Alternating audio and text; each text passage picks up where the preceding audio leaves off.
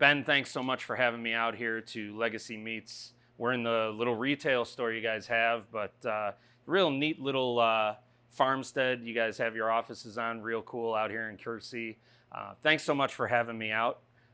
Wanted to start with Legacy Meats itself. Give me some of the background. You started in 2013. What has been, what was the impetus? Why did you start it? And what has been the mission kind of for the last 5 6 years? Well, I've always been very interested in the meat business. Coming from a cow-calf operation, I always wanted to see where my end product went. And so I thought, well, starting a meat business might be the best way to see where that went and have more control of product from start to finish. And it started when I was 10 years old. We started selling quarters and halves of beef to people at school, neighbors, community members.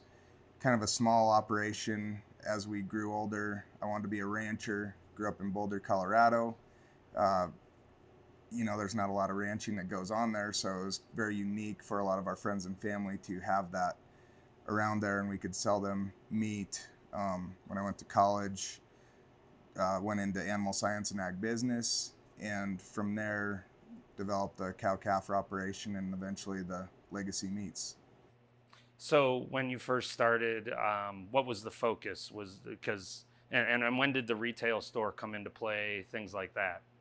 The retail store started about 2 years ago just to serve community people around Kersey area.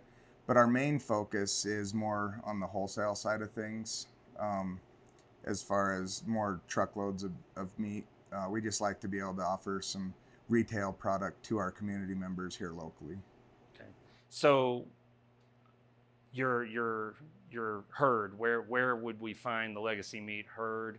Where are you sourcing the cattle? Where are you raising them? Things like that. So the base herd would be here by Kersey, Colorado, a little town called LaSalle, is where our main headquarters are. But we lease summer grass and ranches all over Colorado, Wyoming, and Montana currently. And we've gone into Nebraska and Kansas as well. And we raise most of the stuff ourselves, but if we are sourcing it, we're sourcing it from other ranchers with similar practices. What would you say, your elevator pitch in terms of what makes you stand out? What's your differentiation point? Customer service and, offering a quality product to different pallets. We've got grain fed, we've got grass fed, we've got organic, all the different varieties of beef. Cool. In terms of growth over the years, has it grown faster than you expected? About what you hoped, or give me some idea of how the growth curve has gone. We started out just selling maybe 10 head a year when we very first started, before it was Legacy Meats, with my family. And it's grown over the years where Legacy Meats could be doing up to 250 head a week currently. Was that expected or a little faster? It How would have be you? faster, but we see more room for growth. What do your customers tell you is the best thing about what you guys do? Is it the customer service, or is it the quality of the product? It'd be the quality of the product and the customer service combined. Okay, okay.